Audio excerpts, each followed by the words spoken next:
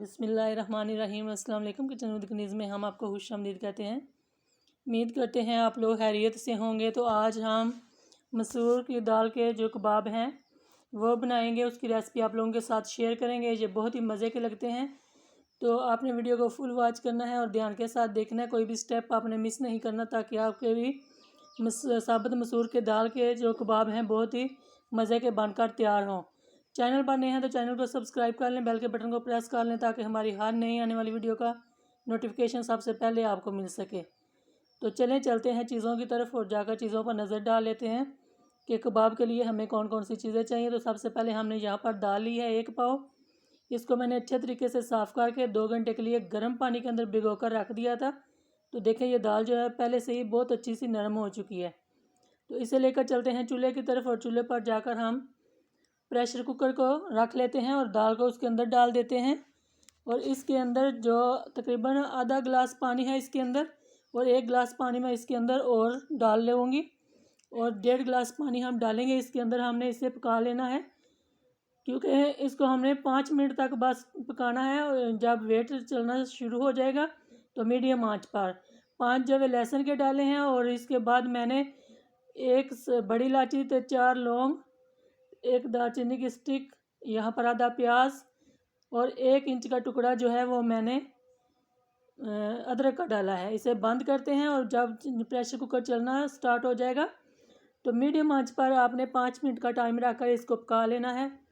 और जैसे ही 5 मिनट मुकम्मल हो जाएंगे तो हम वापस आ जाएंगे। तो 5 मिनट मुकम्मल हो चुके हैं, तो मैं वापस आ चुकी हूँ। तो यहाँ पर देखें पानी जो है वो बिल्कुल ड्राई हो चुका है, बिल्कुल हल्का हल्का सा पानी है इसके अंदर। और दाल को चेक कर लेते हैं, तो देखें माशाल्लाह दाल हमारी जो है कितनी ज़बरदस्त गल चुकी है।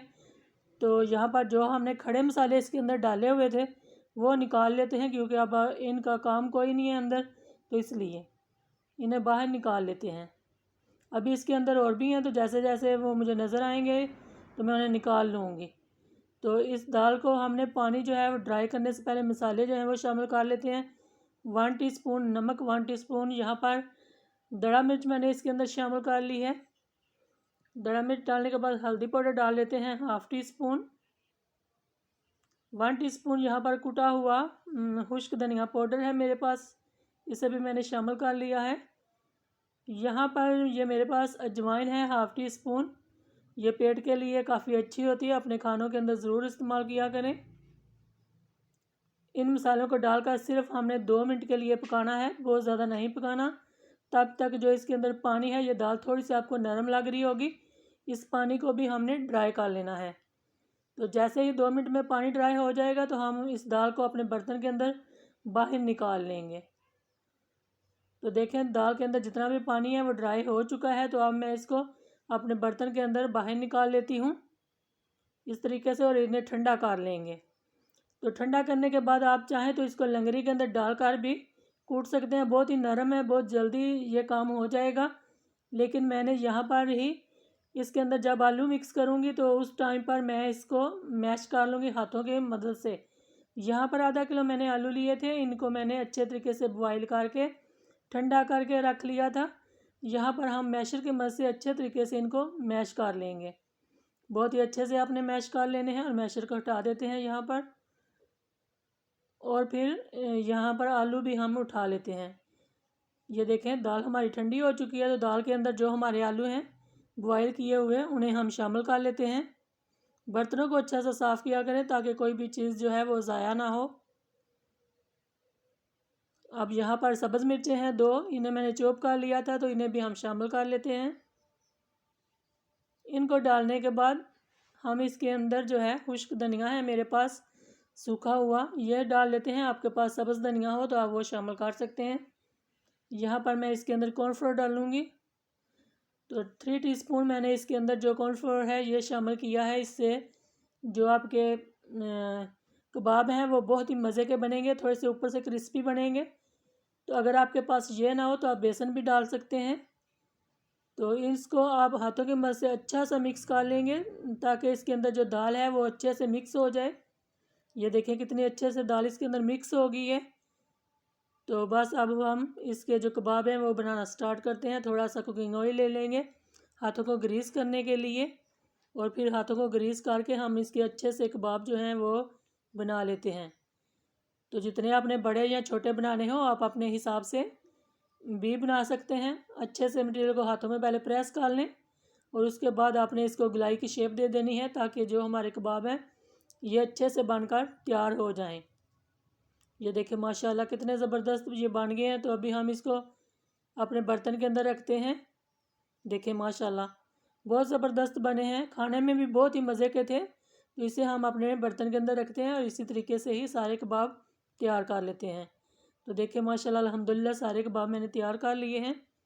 تو اب انہیں فرائی کرنے کے لیے لے کر چلیں گے چولہے کی طرف، اور جو ہے ہم اگلا کام کر لیتے ہیں۔ پہلے یہاں پر میں نے ایک برتن لے لیا، اس کے اندر انڈا توڑ کر ڈال لیتے ہیں۔ 2 انڈے ہمیں چاہیے ہوں گے،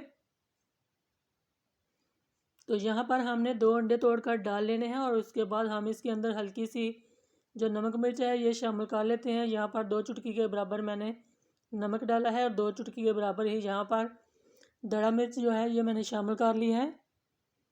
اس کو ہم اچھے سے مکس کر لیں گے۔ بہت ہی جلدی یہ کباب بن کر تیار ہو جاتے ہیں، بالکل زیادہ ٹائم نہیں ان پر لگتا اور مزے کے تو بہت ہی بنتے ہیں۔ تو ضرور آپ ٹرائی کیجئے گا۔ تو اب میں چولہے کی طرف آ گئی ہوں، کباب کو انڈے میں ڈپ کر لیتے ہیں اور فرائی پین کو میں نے چولہے پر پہلے ہی رکھ لیا تھا ہلکا سا گھی ڈال کر۔ اس کے اندر کباب رکھتے ہیں، کیونکہ مٹیریل ہمارا پہلے سے ہی پکا ہوا ہے تو ہمیں بہت زیادہ اس کو پکانے کی ضرورت نہیں ہے۔ بس جب ان کا کلر جو ہے وہ گولڈن ہو جائے تو پھر ہم ان کی جو سائڈ ہے وہ چینج کر لیں گے اس طریقے سے۔ تو جب بھی آپ مٹیریل بنائیں تو اگر آپ کا مٹیریل نرم ہو تو آپ اس کو کباب بنا کر فریج کے اندر رکھ دیں، اور پھر اس کے بعد جب یہ سخت ہو جائیں تھوڑے سے تو پھر آپ انہیں فرائی کر سکتے ہیں۔ تو اس سٹیج پر اگر آپ کو میری ویڈیو ذرا سی بھی اچھی لگ رہی ہو تو آپ میرے چینل کو ضرور سبسکرائب کیجئے گا اور میری ویڈیو کو لائک بھی ضرور کیا کریں، اور ایک پیارا سا کمنٹ تو ضرور کر کے بتایا کریں کہ آپ کو میری ویڈیو کیسی لگتی ہے۔ تو ایک سائڈ ان کی بہت ہی اچھے سے گولڈن ہو گئی تھی تو میں نے ان کی سائڈ چینج کر دی ہے۔ اب ایک پیاری سی پلیٹ لے لیتے ہیں اور ان کو نکال کر ڈش آؤٹ کرتے ہیں۔ تو دیکھیں ماشاءاللہ ان کا کلر جو ہے وہ گولڈن کلر آ چکا ہے، بہت ہی اچھا ہے ان پر۔ اب ہم انہیں اپنے سٹینر کی مدد سے باہر نکالیں گے تاکہ جتنا بھی ان کے اندر ایکسٹرا گھی یا آئل ہے وہ سارا نکل جائے۔ پھر ہم انہیں اپنی پلیٹ کی طرف لے کر چلتے ہیں اور ڈش آؤٹ کرتے ہیں۔ بسم اللہ الرحمن الرحیم۔ تو دیکھیں ماشاءاللہ الحمدللہ کتنے زبردست ہمارے جو مسور کی دال کے کباب ہیں یہ بن کر تیار ہوئے ہیں۔ آپ بھی اپنے گھر میں ضرور اسی طریقے سے بنائیے گا تو انشاءاللہ تعالیٰ سب کو پسند آئیں گے۔ ویڈیو اچھی لگے تو زیادہ سے زیادہ شیئر کیا کریں، لائک کیا کریں، چینل کو ضرور سبسکرائب کیا کریں۔ اپنا بہت سارا خیال رکھیے گا، ہمیں دعاؤں میں یاد رکھیے گا۔ تو اگلی ویڈیو تک کے لیے کچن ود کنیز کو اجازت دیجیے۔ اللہ حافظ۔